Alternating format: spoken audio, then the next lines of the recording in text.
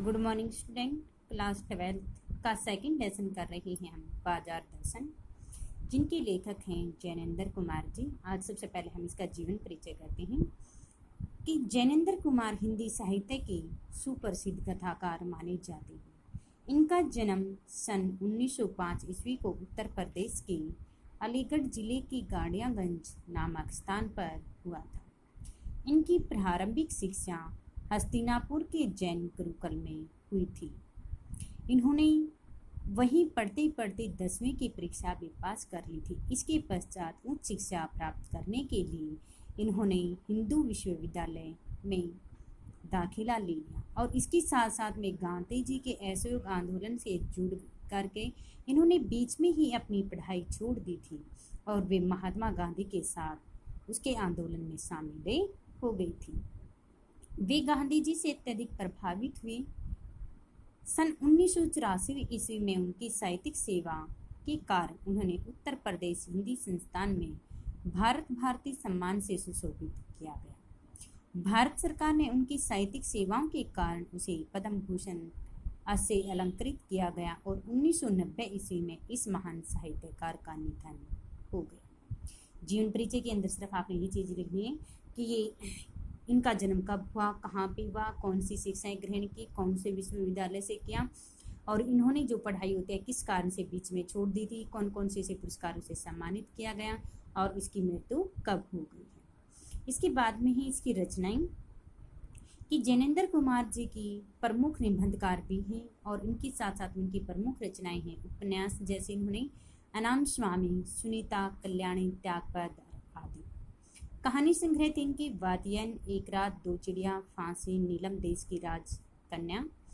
निबंध थे इनकी जड़ की बात, पूर्वोदय, साहित्य का श्री। साहित्यिक विशेषताएं, हिंदी कथा साहित्य की प्रेमचंद ने भारतीय गांव की अपेक्षा नागरीय वातावरण को भी अपनाया है। उन्होंने इस समाज में फैली हर प्रकार की मनोवैज्ञानिक समस्याओं का भी चित्रण किया है। जैनेंद्र कुमार जी ने अपनी कहानियों में दार्शनिकता के साहित्य को भी अपनाया है। इनकी कहानियों में जीवन से जुड़ी हर प्रकार की समस्याओं का उल्लेख किया गया है। प्रेम, बाजार दर्शन, धर्म, राजनीतिक, अर्थनीति, संस्कृति, प्रेम आदि विषयों का इन्होंने प्रतिपादन भी किया है। इसके बाद में आपने लिखने की भाषा शैली, जैनेंद्र कुमार जी एक मनोवैज्ञानिक कथाकार भी माने जाते हैं। इनकी भाषा सहज व सरल है, स्वाभाविक भी है। इनके साहित्य में संक्षिप्त कथानक, समाज, भावानुकूल भाषा विशेषताएं सर्वत्र विद्यमान दिखाई भी देते हैं। तो जैनेंद्र कुमार जी का जीवन परिचय। अब इसके बाद में इसका लेसन है बाजार दर्शन। एक बार की बात कहता हूँ, कौन कहता है ये बात? लेखक कहता है, मित्र बाजार गए तो कोई एक मामूली चीज लेने पर लौटे तो एकदम बहुत से बंडल पास थे।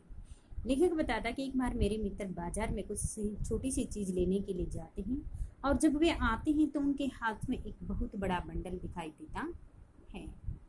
मैंने कहा, यह क्या? बोले, यह जो साथ थी। तो मैं जब अपने मित्र से पूछता हूँ कि आप एक छोटी सी चीज लेने के लिए बाजार में गए थे और आप इतना सारा सामान लेकर आए हैं, ये क्या है? तो बोलते हैं कि जो साथ में है। साथ में कौन थी? उसकी पत्नी। उनका आशय था कि यह पत्नी की महिमा है। आशय यानी कि मतलब। लेखक, उनका मतलब है कि लेखक का मित्र अपनी पत्नी के साथ बाजार में गया हुआ था। अरे जो इतना सारा सामान वह लेकर आया है वे सारा उसी की महिमा है। उससे महिमा की प्रमुखता प्रमाणित है और यह व्यक्तित्व का प्रश्न नहीं, स्त्रीत्व का प्रश्न है। स्त्री माया न जोड़े तो मैं क्या, मैं जो फिर भी सच सच है और वह यह भी बात। यानी कि ये यहाँ से लेकर के यहाँ तक हमारा गद्यांश है। सबसे पहले प्रसंग, प्रस्तुत पद्यांश हमारी हिंदी की पाठ्य पुस्तक आरोह भाग 2 में संकलित बाजार दर्शन नामक पाठ से ली गई है। इनमें इनके लेखक जैनेंद्र कुमार जी हैं। इन्होंने इन पंक्तियों में लेखक ने बाजार के आकर्षण तथा उसकी क्रय विक्रय शक्ति पर प्रकाश डालते हुए कहा है कि इसके बाद में आपने इसकी व्याख्या लिखनी है। व्याख्या में क्या लिखोगे कि उनका आशय था कि यह पत्नी की महिमा है। इसमें लेखक जैनेंद्र कुमार कहते हैं कि मित्र उनके पत्नी के साथ वह जब बाजार से लौटा तो उस समय उसके हाथ में बहुत सारा सामान था। तो पूछने पर वह कहता है कि उनका मतलब है कि ये सारी पत्नी की महिमा है कि जब बाजार में जाते हैं तो पत्नी साथ में होती है तो वह बहुत सारा सामान लाना पड़ता है, क्योंकि वह उसके कहने पर कोई भी बात टाल नहीं सकता है। यह पत्नी की महत्ता है, यह उसी में मैं कायल हूँ, उसके कहने पर मैं कोई भी बात टाल नहीं सकता, यह उसी की महिमा है। आदिकाल से इस विषय में पति से पत्नी की प्रमुखता प्रमाणित है। फिर इसमें क्या कि प्राचीन काल से ही इस विषय को लेकर पति की अपेक्षा पत्नी को ही अधिक महत्व दिया जाता है। प्रमुखता भी किसको दी जाती है? पत्नी को ही दी जाती है। यह उसके व्यक्तित्व का प्रश्न नहीं है, उसके स्त्रीत्व का प्रश्न है। वह क्यों दी जाती है? क्योंकि खरीदने की कोई बात होती है तो इसमें किसी के महत्व का प्रश्न नहीं होता। वह कहते हैं किसी के व्यक्तित्व का या किसके महत्व का प्रश्न नहीं है, बल्कि प्रश्न किसका है? एक नारी का है कि नारी के कहने पर कोई भी सामान हम टाल नहीं सकते हैं, उसके कहने पर हमने वो सामान को खरीदना पड़ता है, क्योंकि घर गृहस्थी में प्राय पत्नी की ही चलती है। इस विषय में पत्नी की ही न जोड़े तुम्हें। मैं कहती क्योंकि घर गृहस्थी जो होती है किसके कारण चलती है? वो स्त्री के कारण ही चलती है, पत्नी के कारण ही चलती है। यदि स्त्री ही धन नहीं जोड़ेगी तो वह कहता है कि पुरुष कैसे जोड़ सकता है? कि धन संपत्ति तो कौन जोड़ सकती है? घर में केवल स्त्री ही जोड़ सकती है, पुरुष तो नहीं जोड़ सकता, पुरुष से नहीं जुड़ सकती है। फिर भी सच है कि वह यह भी इस बात में कि पत्नी की ओट ली जा सकती है। वह कहता है कि इस बात में पत्नी का ही सहारा होता है कि घर में अगर यह सच्चाई है कि घर में अगर कोई भी कार्य किया जाता है, कोई भी सामान खरीदना होता है, नई चीज़ लेकर आनी होती है, पैसे जोड़ने का कार्य भी कौन कर सकती है? पत्नी ही कर सकती है। हर प्रकार के घर गृहस्थी चलाने के लिए सहारा स्त्री का ही लिया जाता है। लेकिन एक अन्य धन से वोट ली जाती मूल एक और तत्व की महिमा का विशेष है। मैं कहती कि बाजार में सामान खरीदने के लिए एक अन्य तत्व का विशेष महत्व होता है। एक अन्य तत्व का विशेष महत्व होता है, वह तत्व है मनी बैग। किसका? मनी बैग यानी कि पैसे, यानी कि हमारा जो बैग होता है पैसों से, रुपयों से भरा हुआ होता है, तो अर्थात पैसे की गर्मी या एनर्जी भरा हुआ होता है, तो हम बाजार में जा कर के कोई भी चीज़ आसानी से खरीदे सकते हैं। तो वह कहते हैं कि इसके पास पैसे की गर्मी होगी, वह निश्चय से सामान खरीदने के लिए अपनी पत्नी का ही सहयोग करेगा। कि हम जब बाजार में जाते हैं तो अगर हमारे पास बहुत सारा पैसा है तो कुछ भी सामान खरीद सकते हैं, अन्यथा वही भी कम पड़ जाता है हमारे पास, क्योंकि वहाँ तरह तरह की ऐसी सुंदर चीज़ें जब हमें दिखती हैं तो उसमें हमारा मन हर प्रकार की चीज़ों को खरीदने को मन करता है, और उसमें हमारे पास पैसा बहुत ज़्यादा खर्च हो जाता है। और साथ में जब पत्नी होते तो उसमें और ज़्यादा पैसा खर्च हो जाता है। नहीं तो हम पुरुष तो क्या करता है कि बाजार में जब वह जाता उसे जिस सामान की ज़रूरत होती है सिर्फ उससे ज़्यादा वह सामान नहीं खरीद कर लाता। इसके बाद में आपने विशेष लिखना है। इसमें लेखक ने अपनी पत्नी की महिमा का प्रतिपादन किया है। भाषा सहज व सरल भी मानी गई है, भाव भी व्यक्ति भी है, विश्लेषणात्मक शैली का प्रयोग भी किया गया है। इसमें कई प्रश्न बनते हैं, जैसे पाठ और लेखक का नाम बताइए। पाठ का नाम क्या है? इसमें बाजार दर्शन। लेखक कौन है इनके? जैनेंद्र कुमार जी। बाजार से सामान खरीदने पर पुरुष पत्नी के नाम का सहारा क्यों लेते हैं? कहते कि बाजार से जब सामान खरीदने के लिए पुरुष हमेशा दोष कितनों को देते हैं? पत्नियों पर ही देते हैं। साथ में यह तर्क भी देते हैं कि स्त्री की माया का रूप है, उसका ही स्वभाव है, अगर वो चाहे तो हर प्रकार से पैसा जो होता है, धन दौलत जो होते हैं वो जोड़ भी सकती हैं, अगर चाहे तो बाजार में जाकर बहुत सारा पैसा खर्च भी कर सकती है। लेखक के अनुसार बाजार से अनचाही वस्तुएं खरीदने का क्या कारण है? कि बाजार से अनचाही वस्तुएं का मुख्य कारण है हमारा पास मनी बैग यानी कि पैसा। यदि हमारे पास बहुत सारा पैसा है तो जिसके पास पैसे की धन दौलत शक्ति होती है वह व्यक्ति बाजार में मन चाहे, अगर उसे किसी चीज़ की इच्छा ना भी हो, अगर कोई है पत्नी उसे कहते हैं कि ये सामान ले लो, ये तो वह कहता है कि हर अनचाही चीज़ों को भी वह वस्तु खरीद सकता है। अगर पैसा ही नहीं है तो हम कैसे खरीद सकते हैं? अगर हमारे पास पैसा नहीं है तो जिस चीज़ की हमारी इच्छा होती है उस चीज़ को भी हमें नहीं खरीद सकते हैं।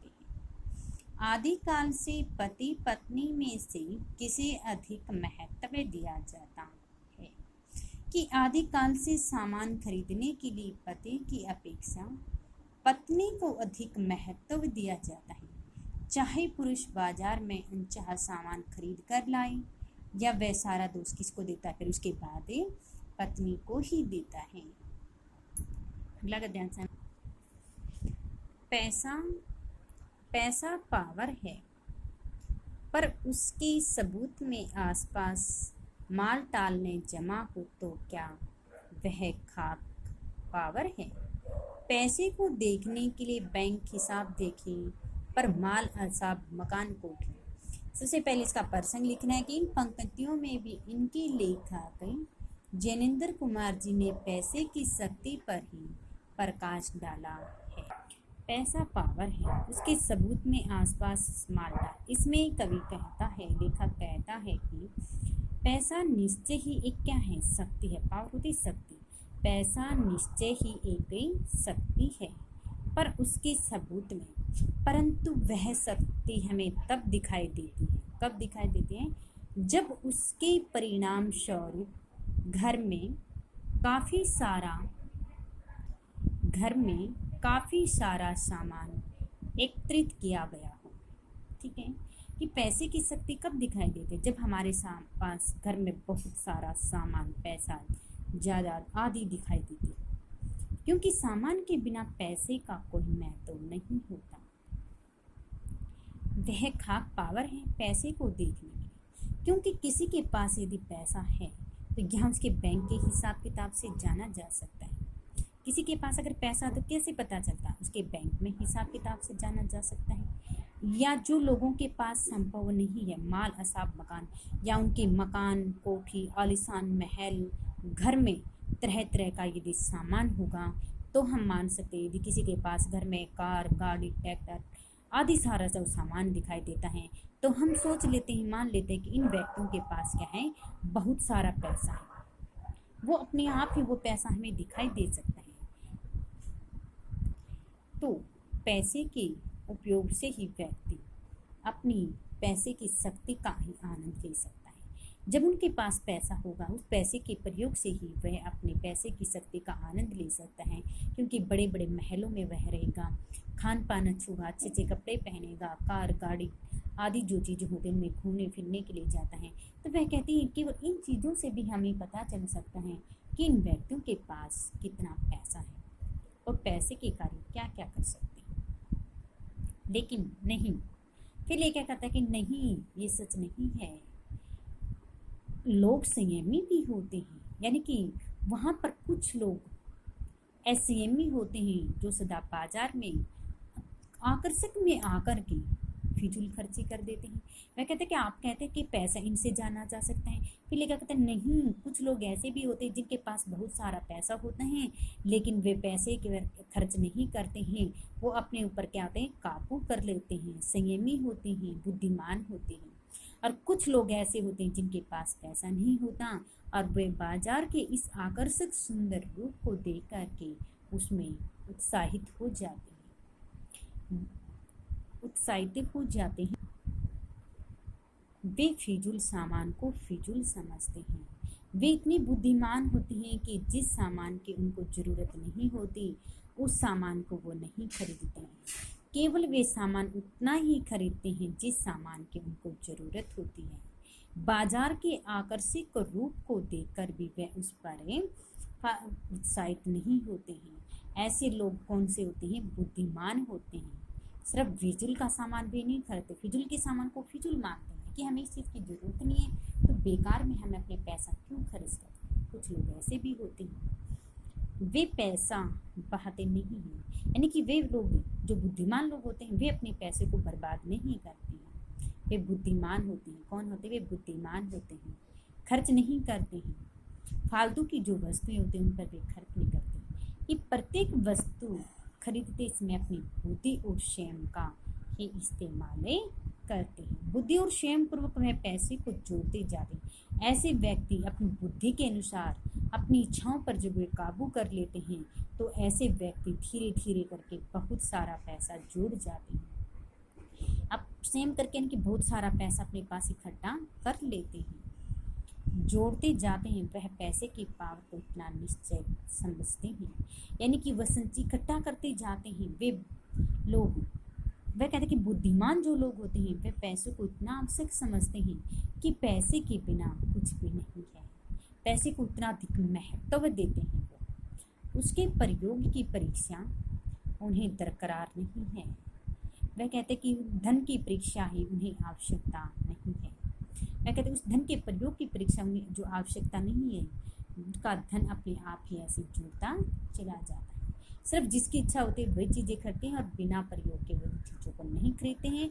तो ऐसे व्यक्तियों के पास दिन प्रतिदिन इनका पैसा जुड़ता चला जाता है। और फिर क्या होता है, वह बस खुद पैसे में जुड़ा होने पर उनका मन गर्व से फूला रहता है। जब उन व्यक्तियों के पास इतना धीरे धीरे करके इतना पैसा वो जोड़ लेते हैं तो एक दिन उनका मन गर्व से भर जाता है। इतने ज़्यादा खुश हो जाते हैं, प्रसन्न हो जाते हैं, उनको धन जोड़कर उनके मन को एक संतुष्टि सी मिलती है कि उनके पास बहुत सारा पैसा है, उनके पास बहुत सारा पैसा है, यानी कि इसलिए उनका मन गर्व से भर जाता है और उसे मानसिकता का सहारा भी दिया जा सकता है। इसलिए ऐसे व्यक्तियों का मन पैसे के मन से, विमान से उनका भरा रहता है। वे फूले कभी समाते नहीं हैं और वे धन का संग्रह करते हैं, जोड़ते हैं, उन्हें कभी खर्च नहीं करते। इसके बाद में इनका विशेष लिखना है। इनमें लेखक ने संयमी और मितव्ययी व्यक्ति के बारे में बताया है। भाषा सहज, सरल व प्रसंगानुकूल है। विचारात्मक शैली का प्रयोग किया गया है। संस्कृत के तत्सम तद्भव, उर्दू, फारसी आदि भाषाओं का भी प्रयोग है। गर्व से फूलना यानी कि बहुत ज़्यादा खुश होना, ये हमारा मुहावरा भी बताया गया है। अब इसके क्वेश्चन आंसर हैं। जैसे फर्स्ट पर्सन तो इसका वही आ गया कि पाठ और लेखक का नाम बताइए। जुड़ने पर किन लोगों का मन गर्व से भरा होता है? पैसा जुड़ने पर जो लोग संयमी होते हैं, बुद्धिमान होते हैं, यानी कि जो स्वयं पर काबू कर लेते, बाजार में जा कर के वह अन्य की जिन चीज़ों की उनको जरूरत नहीं होती उनको नहीं खरीदते हैं। आवश्यकता से अधिक चीज़ें जब वो नहीं खरीदते हैं, ऐसे व्यक्ति बुद्धिमान होते हैं और वे पैसा जोड़ लेते हैं, इसलिए उनका मन गर्व से भरा रहता है। कौन लोग फिजूल सामान को फिजूल समझते हैं? यानी कि संयमी जो लोग होते हैं, स्वयं पर जो काबू कर लेते हैं, ऐसे बुद्धिमान लोग पैसा जोड़ते हैं, सामान को फिजूल समझते हैं। संयमी लोग पैसा कैसे जोड़ते हैं? जो लोग अपने पर काबू कर लेते हैं, ठीक है। संयमी लोग उन लोगों को क्या जो पैसे को खर्च नहीं करते हैं। वस्तुतः इस शब्द में करारा व्यंग्य भी छिपा हुआ है कि वे स्वयं धन का संग्रह करके स्वयं को बुद्धिमान सिद्ध करते हैं। कौन लोग पैसे की पावर को समझते? संयमी और बुद्धिमान जो लोग होते हैं वही व्यक्ति पैसे की पावर को समझते हैं कि पैसा क्या होता है और कैसे इसको इकट्ठा किया जाता है। मैंने कहा, यह कितना सामान ले आई? मित्र ने सामने मनी बैग फैला दिया। कहा, यह देखिए, सब उड़ गया।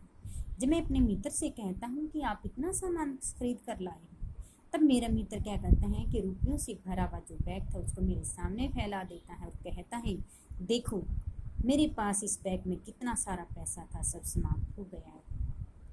अब जो रेल टिकट के लिए भी बचा हो, मैं कहती बस मेरे पास ऐसा लगता है कि रेल टिकट के किराया भी नहीं बचा।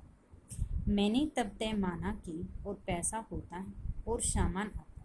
तब मैं सोचता हूँ कि अगर मेरे पास और ज़्यादा पैसा होता तो शायद और ज़्यादा सामान आता। वह सामान ज़रूरत की तरफ देखकर नहीं आया, अपनी पैर्चिंग पावर के अनुपात में आया। वह कहते कि सामान की जरूरत, उसको जिस सामान की ज़रूरत थी केवल उस सामान को वो देकर नहीं आया, क्योंकि पैर्चिंग पावर होती है जिसके पास बहुत सारा पैसा होता है। ये सिर्फ क्या था?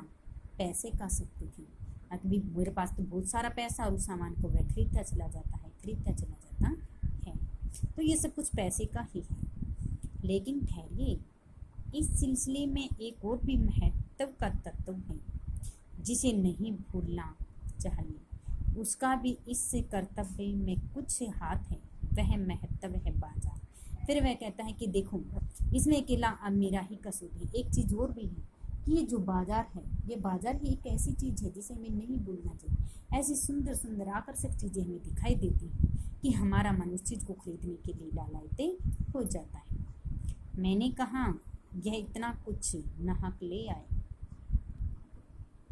मित्र बोला, कुछ ने पूछो, बाजार है, शैतान का जाल है। ऐसा सजा सजा माल रखते हैं कि भैया ही हो जो न फंसे। वह कहता कि बस पूछो नहीं, ये बाजार तो एक ऐसी चीज़ है कि व्यक्ति को ये फंसा कर रखती है। ठीक है, ऐसी सुंदर सुंदर आकर्षक चीज़ें दिखाती हैं, अगर व्यक्ति का मन ना भी करे तो भी उसका मन इन चीज़ों को खरीदने के लिए लालायित हो जाता है।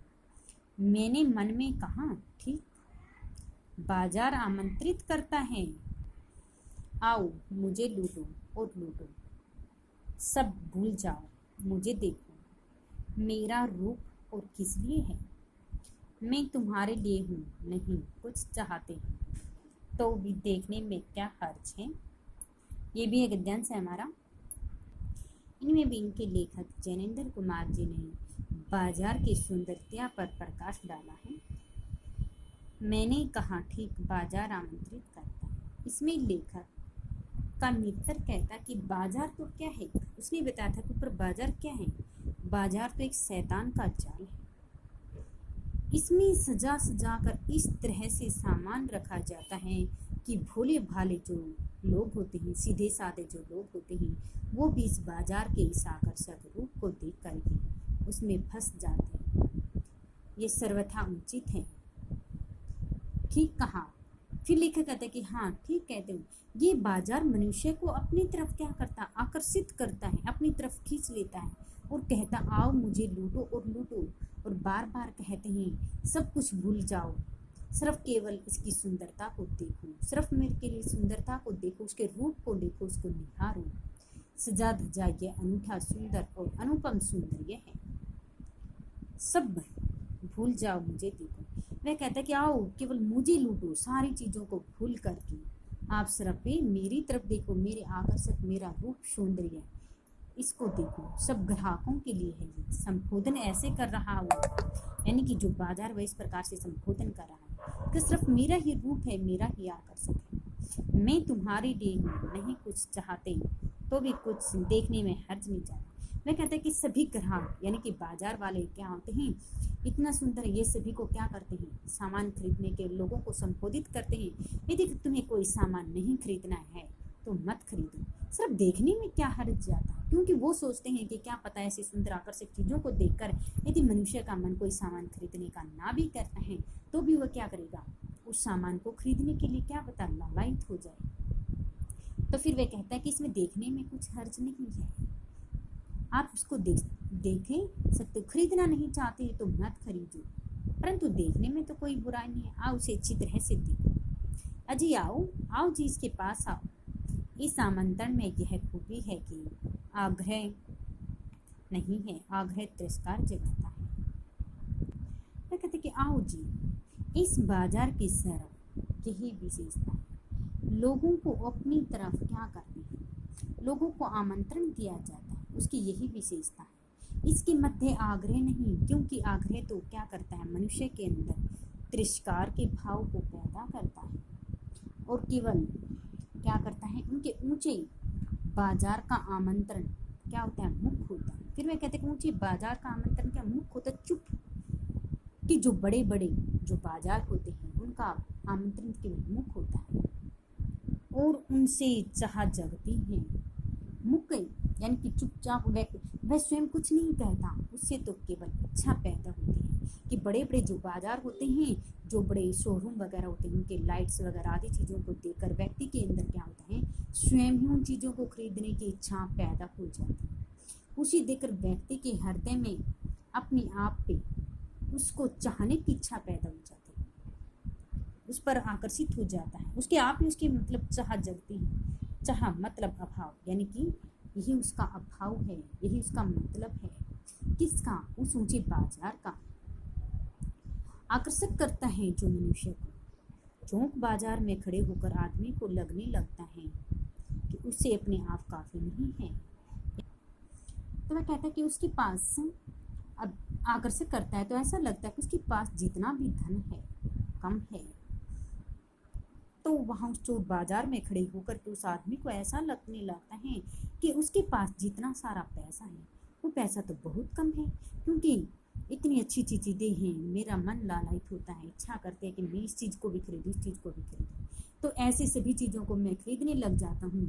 तो मेरे पास क्या है, पैसा भी, जितना धन है वो भी क्या हो जाएगा, उसके पास जितना पैसा वो कम है। इस बाजार को खरीदने के लिए और उसे धन की आवश्यकता है। अगर उसे इस बाजार को खरीदना है तो उसे के पास से और पैसे चाहिए, उसके अपने पास काफ़ी नहीं है और चाहिए और चाहिए। कहते हैं कि मेरे पास जो चाहिए और भी चीज़ चाहिए और भी चीज़ चाहिए, पैसे बहुत कम है, बहुत कम है। मेरे यहाँ कितना परिमित है और यहाँ कितना अतुल्य है। ओहो। फिर इसमें मनुष्य उस बाजार को देखकर बड़ा खुश हो जाता है और उसे कहता है कि मेरे जीवन में कितनी सीमाएं हैं, लेकिन बाजार कितना क्या है, असीम है, अपरिमित है। इसकी तो क्या होते, कोई सीमा ही नहीं है, इसकी कोई सीमा दिखाई में देती नहीं। इस तरह ये बाजार असीम दृश्य को देखकर मनुष्य अपने आप पर सीमित होने लगता है। तो उसे क्या कहते हैं, उसके पास सीमित साधन नहीं है, जबकि बाजार में असंख्य और अनेक वस्तुएं पड़ी हैं, जिसे यानी कि बाजार में उसके पास है वो और पैसा नहीं है, और उसकी चाहत और चीज़ों को खरीदने की भी अत्यधिक आवश्यकता से अधिक वस्तुएं उसे क्या है, खरीदनी। मुझे जिस चीज़ की जरूरत है केवल वही चीज़ें नहीं खरीदनी, और ज़्यादा चीज़ें भी मुझे खरीदनी है, इनसे से मेरा काम नहीं चलता है। इसके बाद में आपने इसका विशेष लिखना है। इसमें भी लेखक ने बाजार की महिमा का वर्णन किया गया है। सेकंड, भाषा सहज व सरल है। थर्ड, तत्सम तद्भुत शब्दों का प्रयोग है, छोटे छोटे वाक्यों का प्रयोग किया गया है, और आत्म कथात्मक शैली है। इसके बाद में इसके क्वेश्चन आंसर हैं। बाजार किसको और किस लिए आमंत्रित करता है? बाजार किसको आमंत्रित करता है? ग्राहकों को आमंत्रित करता है। और किस लिए करता है? बाजार बार बार ग्राहकों के कहता है कि आओ आप मुझे लूटो। अगर आपको कोई सामान नहीं खरीदना है तो क्या करो, मत। सामान को नहीं खरीदना है तो मत खरीदो, लेकिन देखने में तो आपका कोई हर्ज, कोई नुकसान नहीं आता है, आप केवल देख तो सकते हो। बाजार का रूप किस लिए है? बाजार का रूप किस लिए? केवल ग्राहकों के लिए होता है, कि कोई भी ग्राहक अगर सामान को खरीदने के लिए आए तो वह क्या कहते हैं, सामान को इस तरह से सजाते हैं, संवारते हैं कि हर चीज़ बहुत ज़्यादा सुंदर लगती है। और ये जो बड़े बड़े शोरूम बाजार होते हैं उनके अंदर तो इस तरह से लाइट्स वगैरह आदि का प्रबंध किया जाता है। उनके अंदर किसी भी चीज़ को जब हम देखते हैं, हर चीज़ हमें सुंदर दिखाई देने लगती हैं और हर चीज़ों को हमारा खरीदने के लिए मन उत्साहित हो जाता है। तो बाजार होते ही किस लिए? ग्राहकों को अपनी तरफ आकर्षित करने के लिए होते हैं। बाजार की आमंत्रण के क्या गुण हैं और क्यों? कि बाजार के आमंत्रण के गुण है कि उसमें आग्रह नहीं है, क्योंकि आग्रह तो क्या होता है, तिरस्कार का भाव होता है। ऊंचे बाजार का आमंत्रण कैसा होता है? कहता है कि मुख्य होता है कि बड़े बड़े ऊंचे जो बड़े बड़े बाजार, चोर बाजार होते हैं, वह कहता है कि उनमें क्या होता है, इतने बड़े, एक तो हम अपनी रोड पे, सड़क के ऊपर एक छोटी छोटी सी दुकानें लगाते हैं, उन पे चीज़ें चढ़ाते हैं, या एक छोटी सी हमारी अपनी स्वयं की जो दुकान होती है, बड़े बड़े जो शोरूम बताए गए थे होते हैं, उन चीज़ों में क्या होता है, सिर्फ उनके पास ग्राहक दिखाने के लिए वो होते हैं। तो वह कहते हैं कि जितने बड़े दुकान होती है, बाजार जो होता है, व्यक्ति को वह उतना ही क्या करता है, अपनी तरफ आकर्षित करता है। तो ऊंचे बाजार का आमंत्रण तो लोगों को का मुख्य होता है, वह स्वयं कुछ नहीं होता, लेकिन व्यक्ति स्वयं ही उन पर आकर्षित हो जाते। उनको कहने की जरूरत नहीं पड़ती कि आओ मुझे लूटो, लेकिन कुछ जो चीज़ें होती हैं उसमें जैसे वो आवाज़ लगाते रहते हैं, आओ हमारी दुकान की तरफ आओ, ये सामान खरीदो, ये सामान खरीदो। लेकिन मुझे जो बात उनमें व्यक्ति क्या करते हैं, इस तरह से चीज़ों को सुनाते हैं कि व्यक्ति स्वयं उनकी इच्छा उन पर हो जाती है, वो स्वयं ही उनकी तरफ चले जाते हैं। उनको ये कहने की ज़रूरत नहीं होती कि हम को अपने पास बुलाने की, आओ आप में हमारे पास से सामान खरीदो, लूटो और ले जाओ। ठीक है, तो इसलिए ऊंची बाजार का आमंत्रण जो होता है मुक्त होता है। चौक बाजार में खड़े होकर आदमी को क्या लगता है कि चौक बाजार में खड़े होकर आदमी को लगता है कि उसके पास जो काफ़ी सामान नहीं है, उसके पास काफ़ी सामान है इसलिए और भी चाहिए। यानी कि इतनी ऊंची बाजार को देखकर उसके जो मन होते हैं, उसकी कामना पूरी नहीं होती है। उसे चाहते हैं कि मुझे और भी सामान चाहिए, और भी सामान चाहिए, लेकिन उस सामान को खरीदने के लिए क्या होता है, उस व्यक्ति के पास से पैसा नहीं होता है। मैं कहते कि इतना सारा अगर उस बाजार में हम जाते हैं, अगर हमारा बैग पैसों से भरा हुआ होता है तो वो भी हमारे लिए क्या हो जाता है, कम पड़ जाता है, क्योंकि हम और अपनी इच्छा के अनुसार बाकी चीज़ों को खरीदने के लिए सोचते रहते हैं। तो इसलिए ये हमारा ये क्वेश्चन आंसर है हमारे, यानी कि जैनेंद्र सेकंड लेसन बाजार दर्शन, जिनके लेखक जो जैनेंद्र कुमार जी थे, इनका जीवन परिचय 3 गद्यांश हो चुके हैं। उन गद्यांशों के पर्सन हमारे राइट प्लस लर्न।